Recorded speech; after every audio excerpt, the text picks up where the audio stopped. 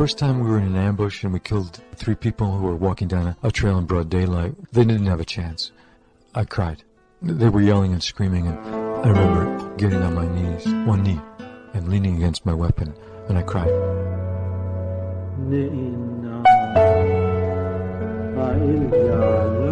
The racism that I endured in Iraq was shocking to me, and it almost put me in jail. It brought me home to look around my world and say, do I really want white people in my life? For a long time, I couldn't even, the first 2 years, I was like, I didn't even want to deal with that because I was so angry and so hurt by the betrayal of my commander.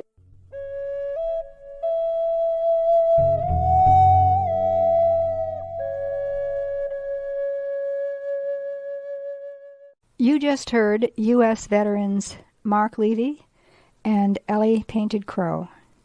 You are listening to What They Are Saying, Hearts and Minds of U.S. Veterans, a production of KIDE of Hooper, California. I'm Cynthia Poten. And I'm Philip Levine. For the next hour, you will hear the experiences and reflections of U.S. veterans. Their words come from published poems, stories, and memoirs, and audio recordings. For the estimated 300,000 homeless Vietnam War veterans, I sing, the ghosts of our negligence live on in cardboard boxes, in towns like Corpus Christi and Tuscaloosa, crawling out on milder mornings into the philanthropic sunlight, not exactly singing exactly patriotic songs anymore than imitating the nasal protest of a Dylan song, because there are more pressing personal problems, like, where am I going to sleep tonight? Man, I gotta find a good begging spot. The engine universe has turned one more time around into the light, and the normal bank accounts are rising into their personal hells. These entrepreneurs, are good for quarters. They really hate protest poetry, and I mean as a group. But they have enough arrogance to think they can buy silence. Hell, don't look at me like that. Someone's got to be the personified contradiction to an entire way of life. Someone's got to stand unafraid in the middle of the mall and be the supreme, unavoidable embarrassment.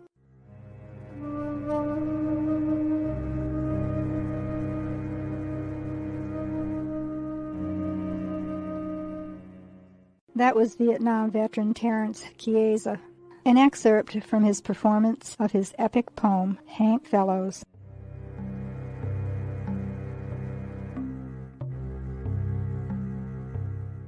I was going to college. I didn't know about financial aid. I never had a counselor to talk to or anybody like that. Native American Vietnam vet David Ortega Shaw Became reclassified 1A, which means I was eligible for the draft. So I went back, re-registered, re-enrolled in school, received my draft notice, and asked for an educational deferment because I was already in school that was denied, and I was drafted.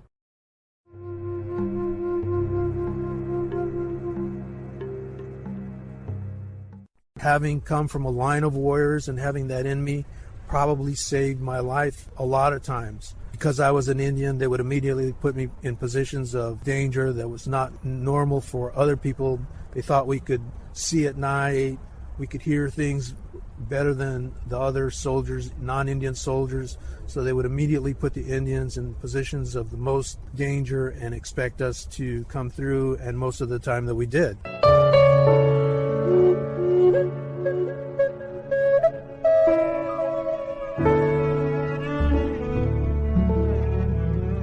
Economic reasons was a very big factor for me in joining the military. 22-year Army veteran Ellie Painted Crow of Yaqui heritage. And it's also something that Native people find great honor in and great pride in. It's very hard to find things that, bring honor to your family and things like that. And so when you join the military, it feels very good for the family. And it was also a way for me to raise my children and to provide for them. as far as natives go, that's like what all of us do. That's our entryway to take care of our families. Our last resort of holding on to that idea of being a warrior, being a provider, being a protector. And so that is a really big deal for Native. I mean, you go to any ceremony as far as powwows go, things like that, the first thing they do is they call a veterans group to come in and post the colors as a way to honor Native soldiers who are serving and have served. I joined the military to get off of welfare, and after 22 years of service and coming home from Iraq and not being supported by the VA or by any of the things that they said I was going to have as a retired soldier, I ended up on welfare. So I went full circle here. I ended up on general assistance. $258 a month is what I had to live on.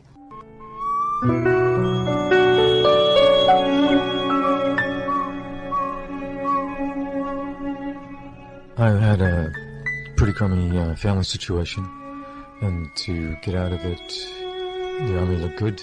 Vietnam Army medic Mark Levy. I was basically politically and morally naive. I bought the propaganda, enlisted. My first choice was the Navy, but I was anxious, and so I actually failed their exam, and then I went back and tried the Army test, and I passed that, and then went for the physical and passed that. But then a sergeant came and said, "Open your mouth," and they saw I had braces, and they kicked me out.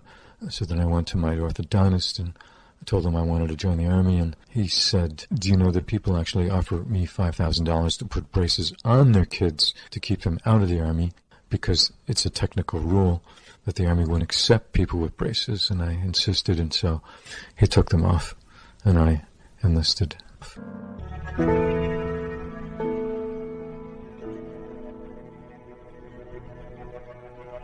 I joined when I was 17. They had a lot of recruiters at my school, and I wasn't doing too great in school, and I needed some type of guidance, and I needed a way to pay for college. Iraq veteran Michaela Montoya. And I decided to join, and I was pretty satisfied in the beginning until later. I joined the National Guard to get the feel of the military because I wasn't sure if I was ready to be active duty. And now I find myself, I've been in 4 years, and I've been active duty more than half of the time that I've been in. And it's not what I signed up for.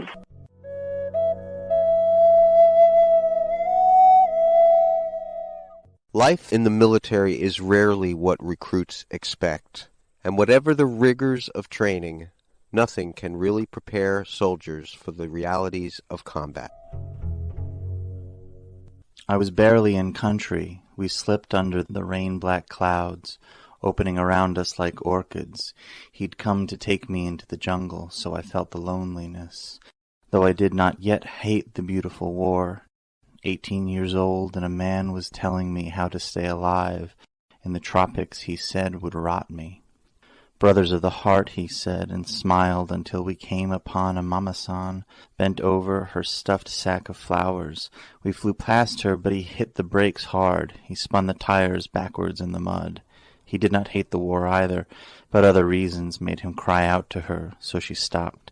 She smiled, her beetle-black teeth at us. In the air she raised her arms. I have no excuse for myself. I sat in that man's Jeep in the rain and watched him slam her to her knees, the plastic butt of his M16 crashing down on her. I was barely in the country. The clouds hung like huge flowers, black like her teeth.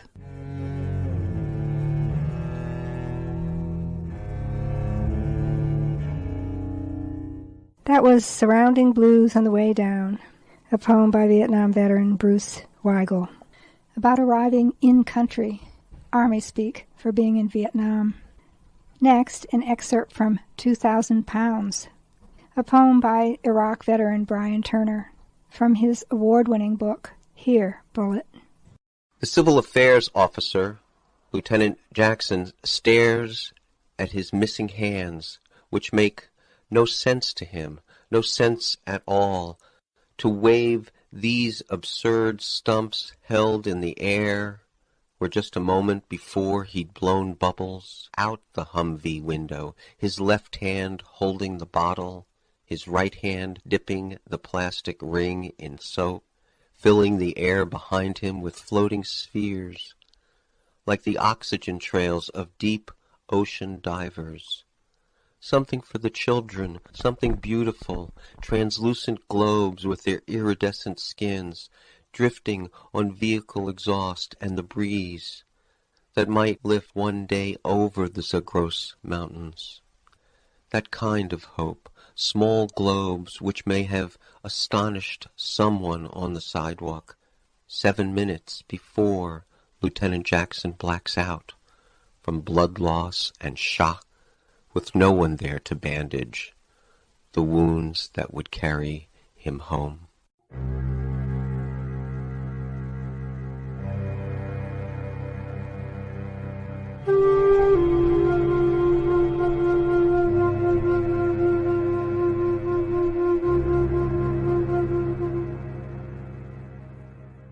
My life was in danger from the moment I touched the ground in Vietnam until the moment I left that country.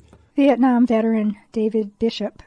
Specifically, I came in on February 2nd, 1967, on a 707 jet, landing at a runway in Cam Ranh Bay, and the runway was under rocket and mortar attack as we landed. We were being fired at with machine guns as we got out of the aircraft and crawled on the ground into a bus, and then laid on the floor of the bus as it drove us towards bunkers. That was my welcome to Vietnam. When I left the country 3 months later, I was on a stretcher into a medical evacuation aircraft, and the runway was being rocketed and mortared as I left. And every day in between, I got shot at and shot back.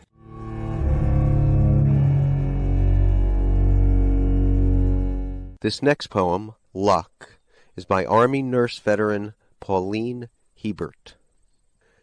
Luck. The Red Cross wasn't bulletproof. The hospital, fair game. Incoming rounds knew no mercy. If you had a stethoscope in your ears when the first mortar landed, your patients, could wind up dead. All of them. Your responsibility? To save. To keep safe. There was never time to take cover. There was never time to listen. There was never silence. Above the tunnels of Chu Chi, in Quonset huts, we perched stationary, sitting ducks without sandbags, bunkers, the only thing between us and forever, luck. Geneva Conventions be damned.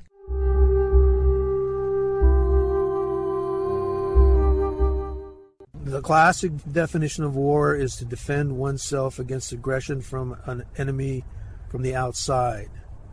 And I think in that sense, warfare can be practiced in a way that does not involve killing. Vietnam veteran David Ortega Shaw. Many times Indian people, when they fought against each other in what was called warfare, they were only determining the limits of their territory, and it gave great honor to touch a live enemy than it did to touch a dead enemy. In fact, the Navajos have the enemy way ceremony to clean the person of having touched a dead person during a battle, whereas great honor was attributed, say, to the Sioux for having counted coup on a live enemy and left that whole idea open. It's better to have live enemies than dead enemies, because your live enemies are going to remember that you're a greater force than they are, and that will prevent them from continuing to attack you. War is not safe for children and other living things the way it's currently practiced. It's an all or nothing affair. We're going to kill everybody. The bombing of Dresden, the bombing of Japanese cities using fire bombs, that was a form of ethnocide, genocide that didn't need to be practiced. There's always going to be collateral damage. Smart bombs are used to minimize quote-unquote collateral damage. Smart everything is used to minimize collateral damage. But there's going to be a bomb that goes off the wrong place at the wrong time, and it's going to kill the wrong people.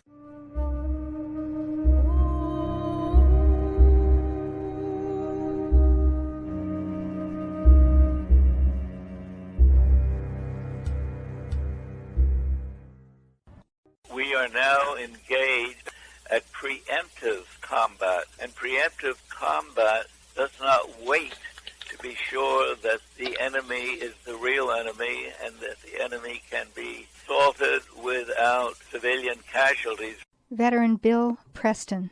If you look at the number of civilians who are dying in Iraq or in Afghanistan, a lot of it is from air power and a lot of it is from simple assault with heavy weapons. It's sort of like the American Revolution. If you don't know who and where your enemy are, you are going to shoot anything that moves.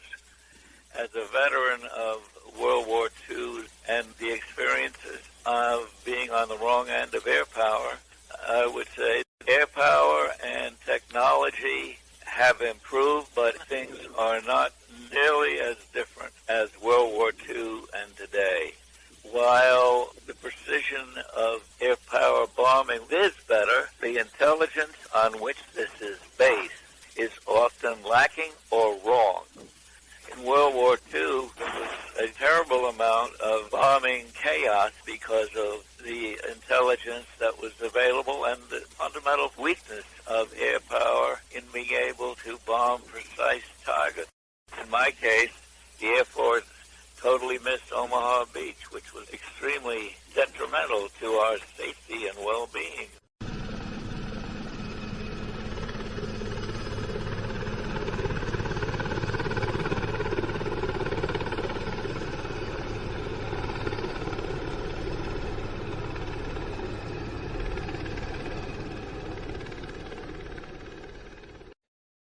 And the thing I remember most is them choppers coming through there, even over the noise of them blades. And the blades make a lot of noise, that pop, pop, pop, because you could hear the guys screaming on the choppers coming in. And they flew in and they threw out the pieces and the bodies of the ones who were dying or dead to get out the ones who were still alive. And that part was pretty hard to deal with. How them guys did that day to day, day after day, to go out and pick up them guys and bring them back and have to listen to that every day, bringing guys in like that. But I remember the body pieces laying out on the yard and the bags and people with heads gone, arms gone, boots, and the smell pretty bad. And the part I remember quite clearly every day was watching grown men die while screaming for their mothers.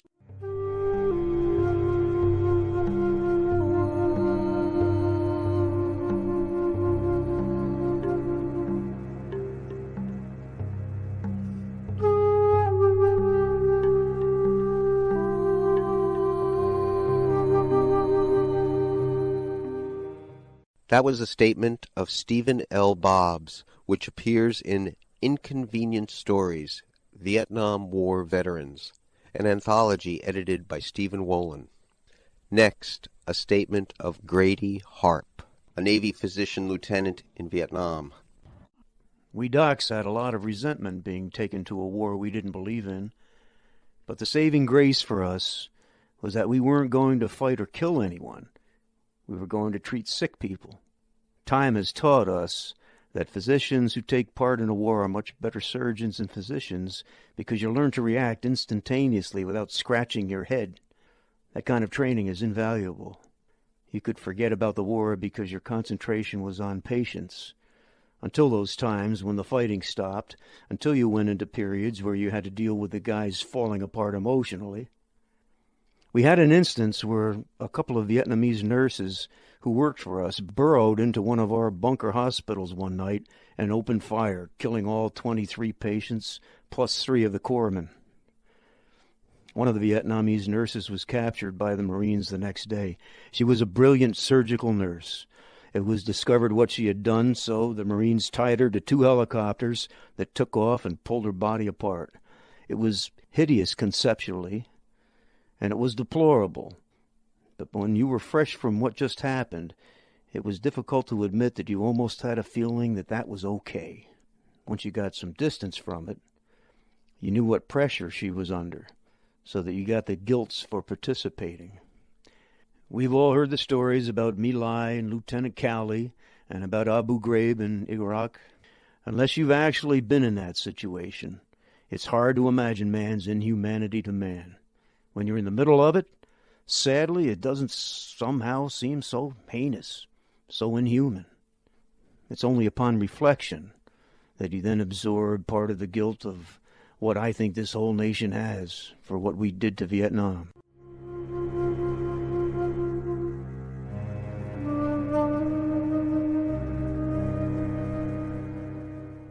Here's an excerpt from Army nurse Jean Urban Markle's description of her experience in Vietnam. In Vietnam, all wounds were considered dirty. They were gunshot wounds. The wounds had shrapnel, lead, dirt, and anything else in them. Everything was filthy. The wounded were taken from the helicopter and triaged and then onto the surgical ward. When they arrived at Post-Op 2, the ward I worked in, they came straight from recovery and their wound repairs were left open. No sutures. No matter how invasive, no matter how deep the wound, no matter where it was on their body, it was open. If the wounds had been sutured or closed immediately, the dirt would have been left inside to fester or abscess.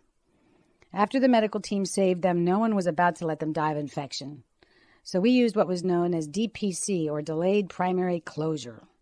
What that meant was that the soldiers had open wounds for 7 days and they had to have dressing changes every 2 hours in most cases. On the 7th day, if there were no signs of infection, the soldier was taken back to surgery where the wounds were sutured closed. There were several destinations for soldiers leaving the 24th Evacuation Hospital. The lightly wounded were going to be able to return to their units. For most, the next stop was Japan. The majority of soldiers sent to Japan were triaged for treatment destinations back in the States. They were hurt too badly. At 23, it was very hard, physically and mentally.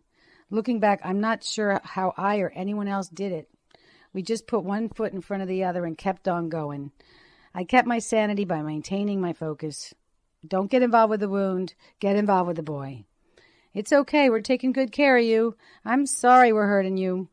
Deal with the boy. They were 18, 20 years old. They were scared. I was scared. I couldn't cry in front of them.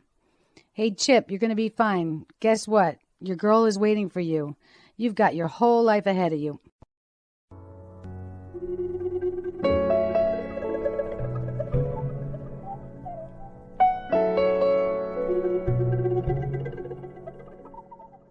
Here's how it was for veteran James Spillman when he got back from Vietnam.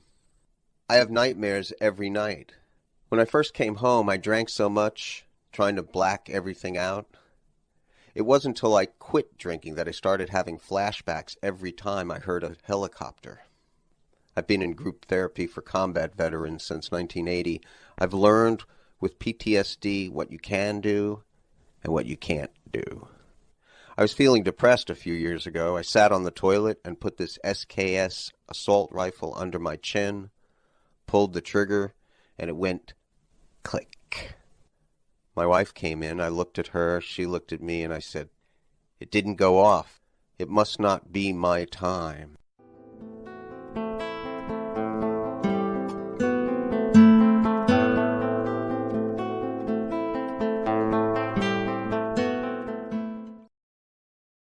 Hello, I'm James Gilligan, 28-year-old United States Marine Corps combat veteran.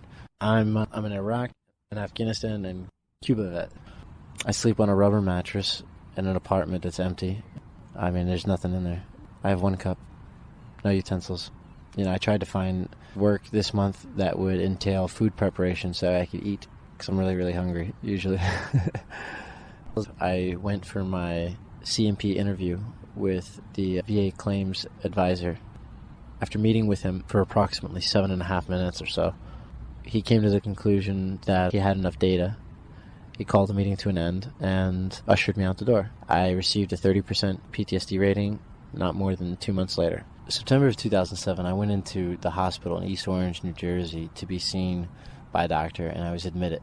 I was kept there for 6 days. I was assigned one psychiatrist, one psychologist, and a whole team of interns. After 6 days, I left with 14 prescriptions, 2 of which were narcotics. That by the 6th day, I was hearing voices. I've been inpatient in 5 psychiatric facilities. I've been to 7 VA hospitals at least, and I've had 1 suicide attempt. I've got flashbacks, got daymares, I'm depressed. Just a lot of that's set on since in Iraq and Afghanistan. It's not all bad all days. Some days, it's really good, but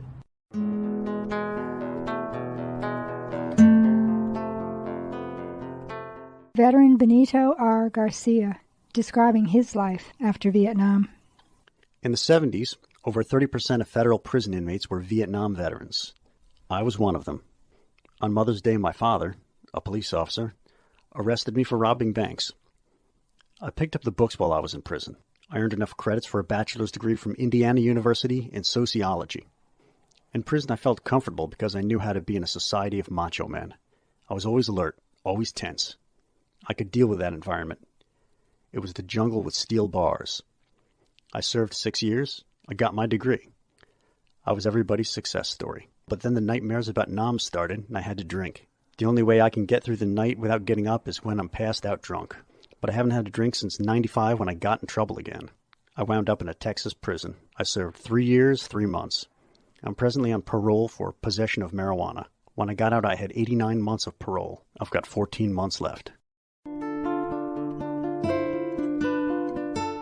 Army medic Mark Levy comments on drug use when he was in Vietnam. Regular grunts, which comprise the majority of the field forces. Depending upon the unit, every couple of days they might get some beer. Guys smoked dope out in the jungle, back in the rear if they were in the rear, smoked opium. But they never really were preparing for battle. On the other hand, a friend of mine was in a ranger unit, and his unit would be handed out amphetamines by the Army. And on top of that, they would independently find a source for a French version of an amphetamine, which was liquid. And they would take that. And on top of that, they would snort cocaine.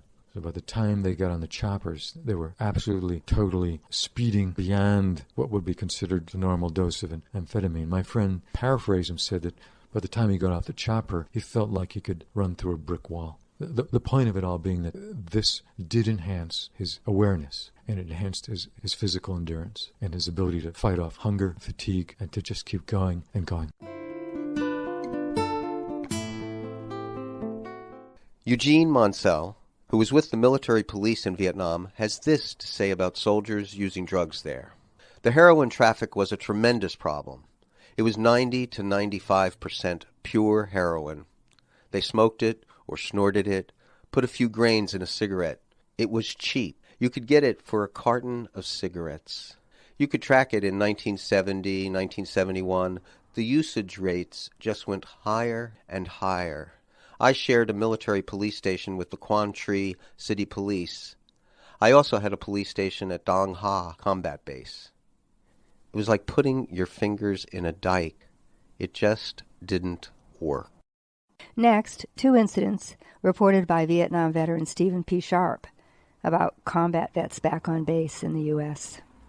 After the war, I was a company commander at Fort Benning, Georgia. My company had a lot of returning Vietnam vets awaiting release from service with major drug problems, heroin mostly.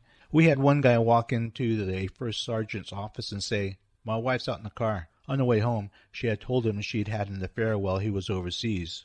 Well, he killed her. And he comes into his duty station and tells the first sergeant, 'My wife's in the trunk.'" We had significant racial problems. There were drug problems and polarization with the black troops moving into their own areas. We had a young man come in, checked in with the command officer, and went up to get a bite. Well, he was in the wrong area, which was the black area, and they just beat the hell out of him. So he wakes up, finds a fire axe, and kills those guys. He went to jail.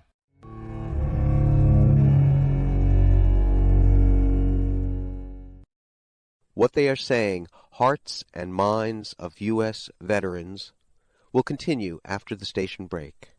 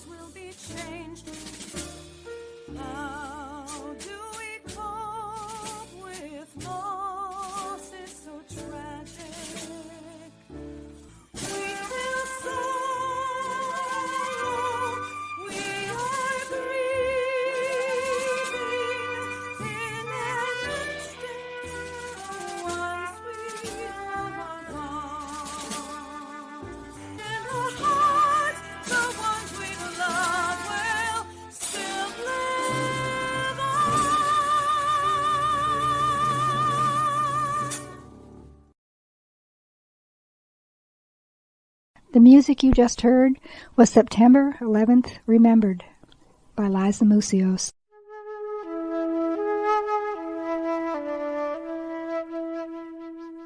Next, an excerpt from Marine veteran Anthony Swafford's Jarhead, a chronicle of the Gulf War and other battles. There's talk that many Vietnam films are anti-war, that the message is war is inhumane and look what happens when you train young American men to fight and kill. They turn their fighting and killing everywhere. They ignore their targets and desecrate the entire country, shooting fully automatic, forgetting they were trained to aim. But actually, Vietnam War films are all pro-war, no matter what the supposed message. Mr. and Mrs. Johnson in Omaha or San Francisco or Manhattan will watch the films and weep and decide once and for all the war is inhumane and terrible. But Corporal Johnson at Camp Pendleton, Sergeant Johnson at Travee Air Force Base, and Seaman Johnson at Coronado Naval Station, and Lance Corporal Swofford at 29 Palms Marine Corps Base watch the same films and are excited by them. Because the magic brutality of the films celebrates the terrible and despicable beauty of their fighting skills. Fight, rape, war, pillage, burn. Filmic images of death and carnage are pornography for the military man. As a young man raised on the films of the Vietnam War, I want ammunition and alcohol and dope. I want to get a whore and kill some Iraqis.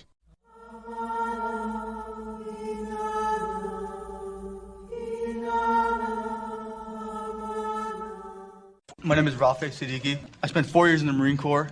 I had 2 deployments. First one was in East Africa. Second one was in Iraq. I want to testify about other things that are happening in the world, like East Africa, and specifically Djibouti and Djibouti City from what I witnessed. Before I get into that, I want to talk about the subculture of the Marine Corps, how when you enter in the Marine Corps, and I think it goes without saying for all the other services, that you're not a man until you've taken advantage of a woman. You're not a man until you've sexually abused a woman to some point. What happens is that these young, impressionable kids enter in the Marine Corps, 18, 19-year-old kids, and the only people they learn from are the people around them and their platoon sergeants and whoever. And they see everyone doing it, so they themselves have to do it too because they want to fit in. Okay, so going back to Djibouti, Africa, I was there for 7 months. I was sickened by what I saw. Young Ethiopian girls would travel up north to Djibouti City, escaping poverty. When they would get to Djibouti City, they would just get taken advantage of and end up working as prostitutes. What I witnessed was Marines and French legionnaires, because the French is there too, taking advantage of these young girls day in, day out, every night. And the story needs to get out because people have no idea this base even exists, let alone the sexual abuse that is going on outside of the base. When you teach a soldier to hate and to be violent, that you can control that on any level is very difficult. 20-year Army veteran Ellie Painted Crow. You have to remember that you're going over there to kill, where we lose a lot of values. And so you become this predator, this aggressor. It just becomes who you are. So what can you expect? I mean, nobody thinks about you have to protect yourself from your peers. Nobody thinks about that, but they end up being, a lot of the times, what you have to take care of yourself from the most, more than what you're dealing with outside the base camp.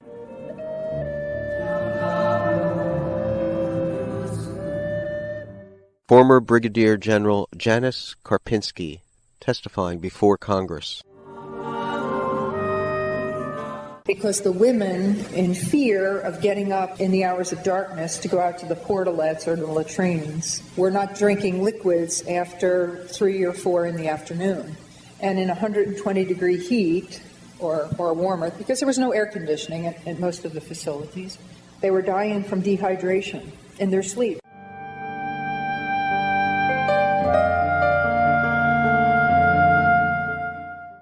I kind of just got used to it and dealt with it and tried to figure out a way around the restroom issue.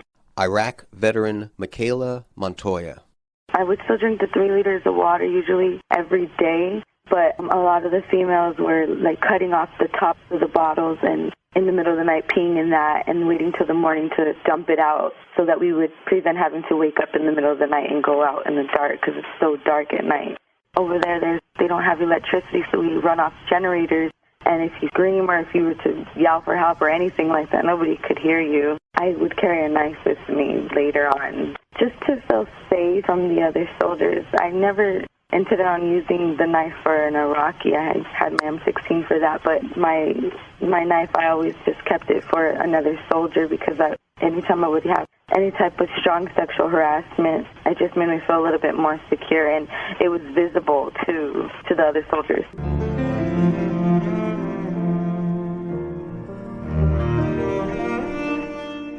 National Guard veteran Margaret Stevens at the Winter Soldier II hearings, 2008.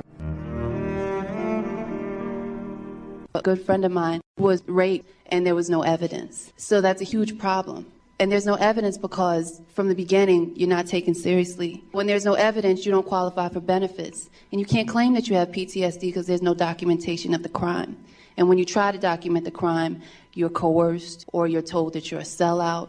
And other men who might want to be on your side are also coerced and made to feel like if they speak up, then they're turning against their own. That's psychological warfare against the entire population. That's not just against the women, because these young men have to live with that too, deciding whether or not they want to be on the side of the victim or the victimizer, when in fact you guys are all in a situation where you're all being forced into an occupation that none of you are really happy about.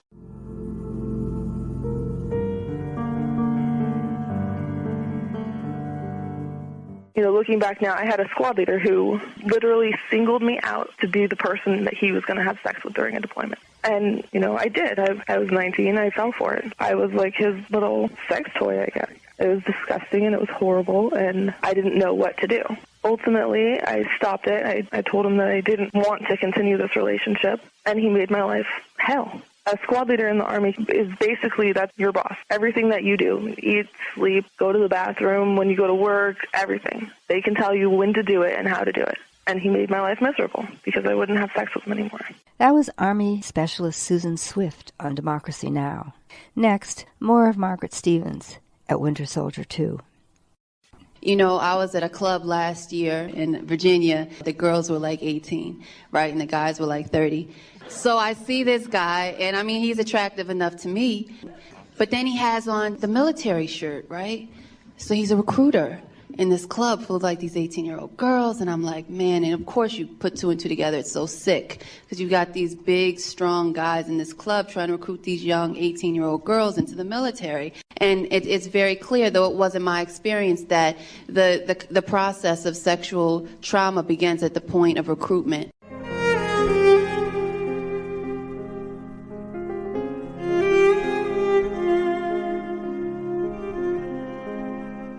One of the issues that gets young people into the services that they may not be aware of is, frankly, sexual. World War II veteran Jay Wenk. The uniform, the prestige, those two things alone make many members of the opposite sex, or in some cases, same sex, look up to these people who have joined up. There are always sexual feelings about that. It's a way to score.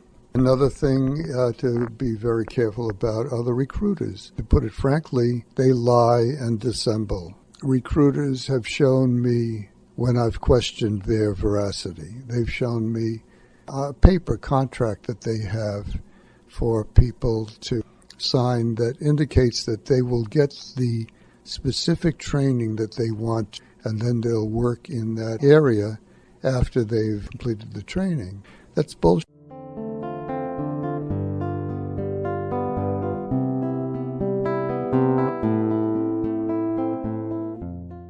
My name is David Bishop. In the Army, I was in the Army Aviation, a specialist. I'm 60 years old.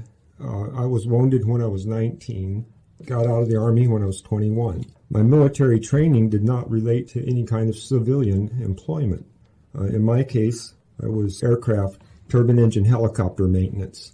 And when I got out of the Army, I wanted to go work on aircraft and learned that I would have to be reschooled in civilian schools, that military training didn't apply to civilian aircraft.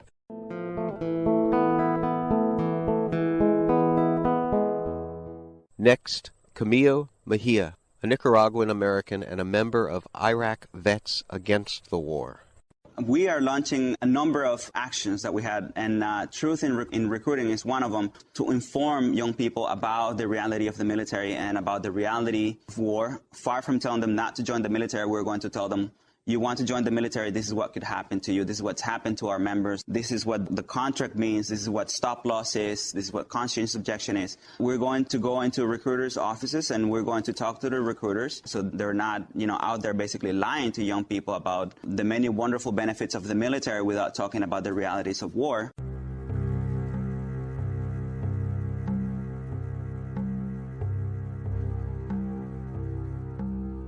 This advice from Marine veteran James Gilligan, testifying at Winter Soldier 2. In 2004, Afghanistan, I operated as a tunnel rat. If anybody has any idea about joining the United States military, you should probably consider the tunnel rat position. First, you strip down to your waist. Then, you put a pistol in one hand and a flashlight in another hand. You crawl in a tunnel about this big, and you crawl as far as you can until something either bites you, the tunnel caves in, or you find something.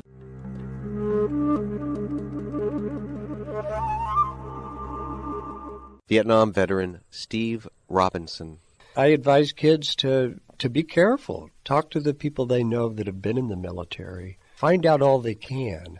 I don't really say don't join. If you really believe that the path we're on is a good path, then you should join. But if you come to the conclusion that the war is illegal or immoral, then no.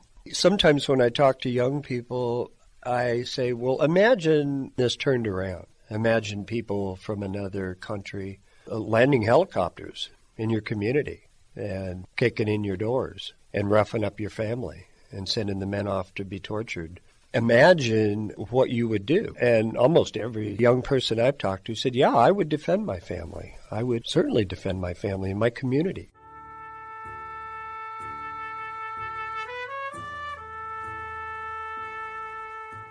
So you go there in the middle of the night. You want to catch the Iraqis off guard. So you enter the house fast and furious. You kick down the door and you run upstairs and you get the man of the house and you get him out of bed, and his wife is laying next to him. His wife sometimes may be exposed, which is humiliating for that woman and for that man and for that family. And you separate the man from his wife, and if he has children, you put his family in a room. And, you put 2 soldiers outside the door to make sure that his family stays in that room. We would take interpreters with us throughout the house, and we would have the man of the house, and we would interrogate him over and over again. Who are the insurgents? Do you know who they are? Are you with them? Basically, we would tear his house apart. We would take his bed, turn that upside down, dump his closets, his drawers. Just anything. I would say 8 out of 10 times we never really found any intelligence at all that would lead us to believe that these people were members of the insurgency. What they were was just Iraqis in their own communities. And we came in there and we came in uninvited. And I believe that this created a lot of resentment among the Iraqi people, causing them to join a resistance movement against U.S. and coalition forces in Iraq. That was Iraq veteran John Bruns, appearing on Democracy Now! Next, Vietnam veteran Dale Wise.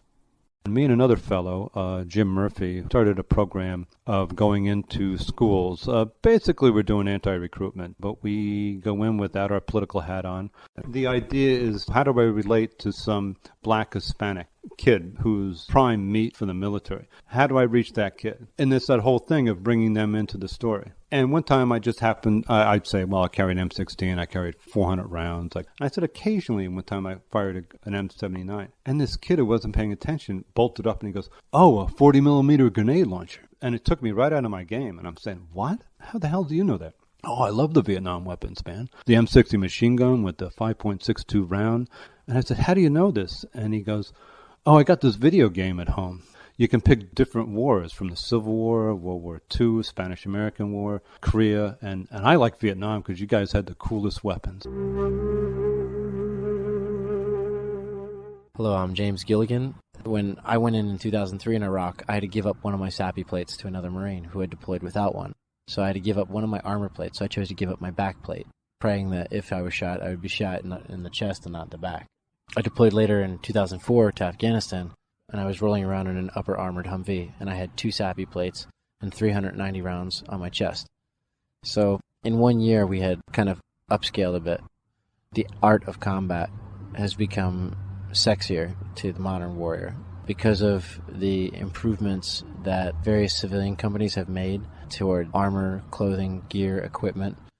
I know that the average soldier out there is suffering a lot, and they're put through a lot, but they've just made so many advancements in hydration systems, in weapon scope imaging sighting, advances in the caliber of weapon that they're shooting.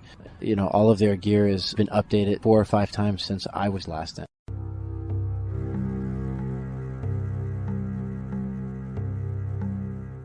During, I think, the first battle for Fallujah, the Pentagon used a form of white phosphorus which had never been seen before. Again, Mark Levy. And the Iraqi doctors were mystified because they were being brought in patients who were basically incinerated but intact. They couldn't explain the nature of these wounds. And apparently it was a new form of white phosphorus. In Vietnam, we actually used white phosphorus grenades, but it was chunks. The white phosphorus that was used in Fallujah came in a cloud. And bodies would be found that were just turned ashen gray and intact. And the people were dead. Or if the people survived the initial attack, most of them died. The cry I bring down from the hills belongs to a girl still burning inside my head. At daybreak she burns like a piece of paper. She burns like foxfire in a thigh-shaped valley. A skirt of flames dances around her at dusk. We stand with our hands hanging at our sides while she burns like a sack of dry ice. She burns like oil and water. She burns like a cat-tail torch dipped in gasoline. She glows like the fat tip of a banker's cigar, silent as quicksilver, a tiger under a rainbow. At nightfall she burns like a shot glass of vodka. She burns like a field of poppies. At the edge of a rainforest she rises like dragon smoke to my nostrils. She burns like a burning bush, driven by a god-awful wind. That was a reading of You and I Are Disappearing, a poem by African-American Yusef Kumunyaka, a Vietnam veteran and award-winning poet. The use of depleted uranium has gotten very little attention in this country. Again, Mark Levy. It's a great weapon because it's heavier than lead, and so it's able to penetrate reinforced armor. It kills anything. After it explodes, it aerosolizes, and you get the dust in your lungs, and you come down with all kinds of bad diseases. It's a waste product. This is a great way to get rid of the waste product by using it in the form of a weapon. The problem is that kids in Iraq pick this stuff up. You know, it's got a half-life of 500,000 years, whatever it is. So it doesn't go away, and it contaminates the environment for a long, long time. It's sort of like the equivalent of Agent Orange. Agent Orange still is a problem in Vietnam. There are huge, essentially Superfund sites around the larger former bases. Ronald Melvin about the use of Agent Orange in Vietnam and how it impaired his life. Agent Orange was sprayed practically every 2 or 3 days. There was large fields on both sides of the compound. They start spraying to destroy the enemy's ability to hide in the foliage along the rivers. It came to be used to cut down the foliage in and around the bases. We had 55-gallon barrels filled with sand, and weeds would grow up in them all the time, and these guys would spray them, and poof, the weeds would be gone. And we're thinking, man, this is some pretty good weed killer. And we'd see planes and it'd spray, and many times I've sat on the bunker and been within yards of the plane that swooped down low, sprayed the field once or twice like crop dusting, and got that stuff on me. It was like a fine mist in the air. Agent Orange is what I suffer from now. I've been awarded not only 100% service-connected disabilities for my eyes, but an additional 50% service-connected disability, which I just received 2 months ago for Agent Orange-related diabetes. I'm a severe diabetic with other problems besides that are all related to my experience in Vietnam. The VA will never admit that the Agent Orange caused my visual impairment, but my original paperwork at the bottom has a clause that 3 doctors who helped me said it was most likely caused by exposure to chemicals. I've done 2 stints now at the Hines VA Hospital for the Blind.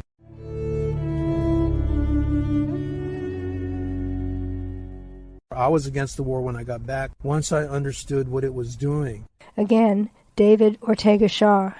Once I understood that, hey, I'm fighting people that are just like me. They're tribal people. It's their country. We have no business being here. We're invaders. And they're fighting in their own backyard for what they believe in and trying to protect their families. And that's the reason that they ultimately defeated us, is because we were fighting a war thousands of miles from home, a war that we did not believe in. These people were fighting right in their backyard, and they were fighting for what they believed in. Those are the two main factors that differentiated the Vietnamese from the non-Vietnamese soldiers there. It became apparent to me very early on that they were fighting a war that was based on principle. We were fighting a war that was based on a violation of international law. Next is Vietnam veteran Barry Romo, who spoke at the first Winter Soldier Tribunal held in 1971. Here is Romo at Winter Soldier 2. A lot of you have seen Winter Soldier. It's a great movie. But it didn't show. We had at the Winter Soldier and 2 Asian Americans, and I want to honor them because they didn't make the cut. Scott Shimabukuro, Marine, Japanese. Mike Nakayama, Chinese. Asian American. Taking over along with the blacks, Native Americans. I was the only Chicano vet, and demanding that racism not only be addressed to those we killed, but to how our own servicemen were being treated. The final cut didn't make them talking about what it was like fighting in a white man's army, killing gooks when they were gooks. My name is Dale Wise. I was exposed to racism in basic training, not only soldier on soldier, black and whites kind of separated in training, but also the type of training we received. I was infantry, and how do you train someone to kill somebody? And sure, you can learn the physical aspects of it, of how to use a weapon, but in the mental end, how do you train to do that? The way that I was trained was my drill sergeant training officers, actually in written literature, also on targets out in the range. Racist terms were used for our enemy. Our enemy at the time were Vietnamese who were Asian. So in normal conversation, as words were, and please excuse these racist words, we called the Vietnamese dinks, gooks, slopes, Charlie. Extremely racist terms. Even people who were Asian who I went training with were using these terms. Looking back at it now was really strange, and it was in my language. To think of your opponent in subhuman terms. And even today, I was talking to an Iraqi veteran. I mentioned this to him. He goes, yeah, we have new terms now.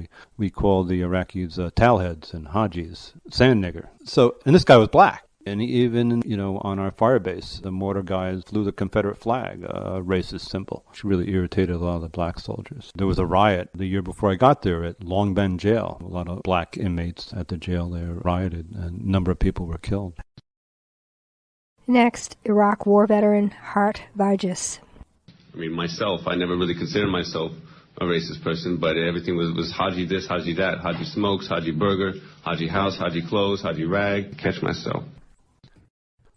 My name is Andrew Duffy. I enlisted in the Iowa National Guard 2 days after I turned 17 years old, I was enlisted as a medic. I was stationed at the Abu Ghraib prison. I did detainee operations as well as convoy operations, and I was on what they called the trauma team, winning the hearts and minds of the Iraqi people one detainee at a time. I can tell you about how they won one of those minds. Me and my fellow medic were making our rounds to the in-processing centers we normally did when a truckload of new captures would come in, because they often come in truckloads because they would arrest any military-aged male that was in the vicinity of an incident. So as we were going through these people and evaluating them and checking them out, one young man stood out to me as being particularly irate and kind of out of it, almost seeming drunk. And I felt it was necessary to take his blood sugar. Normal blood sugar was said to be between 80 and 120. When I took his blood sugar, it was 431. I then called the officer in charge of the hospital that was at Abu Ghraib, and requested to transport that detainee. He had spoken to me in English. He could speak English very well. That he had been taking insulin and that he had been captured by the Iraqi forces, held by them for approximately 4 to 5 days. He wasn't quite sure. And that they had not given him his insulin, but supposedly it was in his personal effects. I was told twice over the phone, ordered that I could not transport the detainee and that he needed to drink water. She also stated that he was a Haji and he probably wouldn't die, but it would not matter if he died anyway.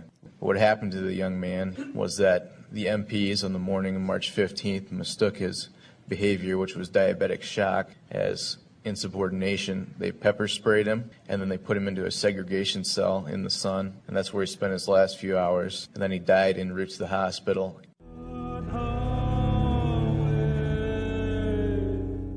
Next, a poem by Brian Turner, Ashba. Ashba is Arabic for ghosts. The ghosts of American soldiers wander the streets of Balad by night, unsure of their way home, exhausted. The desert wind blowing trash down the narrow alleys as a voice sounds from the minaret, a soulful call reminding them how alone they are, how lost. And the Iraqi dead? They watch in silence from rooftops as date palms line the shore in silhouette, leaning toward Mecca when the dawn wind blows.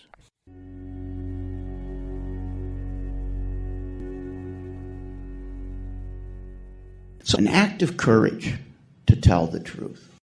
Again, Barry Romo. For working class people, putting on a uniform and getting a medal really is the highlight of your life. When you get buried, you're supposed to have medals. When your grandkids come over, you talk about the good old days. When you tell the truth, when you cut through the lies, when you end the culture that military service is what makes you a man or a woman, as opposed to political action, to fight for justice, to fight for an end to violence. That is the real legacy that we have to leave behind. And what our special role as veterans and active GIs is telling the people the truth about what their government is doing. And that's a sample of what veterans are saying. This has been What They Are Saying, Hearts and Minds of U.S. Veterans, a production of KIDE Hoopa, California, with partial funding coming from the Corporation for Public Broadcasting. The executive producer is Cynthia Poten, with production and editing by Cynthia Poten and Joseph Orozco. Our readers have been D. Alex Bird, Philip Levine, Robert Muller, Joseph Orozco, Beverly Pettit, Richard Schofield, Michelle Stoddard, and Dale Wise. Our thanks to all veterans whose experiences and reflections made this program possible, to Democracy Now! And KPFA, Berkeley, California, for access to their audio archives, and to Jeffrey Wolin for permission to draw material from Inconvenient Stories, Vietnam War veterans. Our thanks to veterans Terrence Chiesa, Pauline Hebert, Yusef Komanyaka, Anthony Swafford, Brian Turner, and Bruce Weigel for their eloquent poetry and prose. And thanks to Mark Levy, veteran advisor to this project. Music was excerpted from Migration by Peter Cater and R. Carlos Nakai, and from original compositions by Liza Musios and Sarah Plant. What They Are Saying is a production of KIDE Hoopa, California.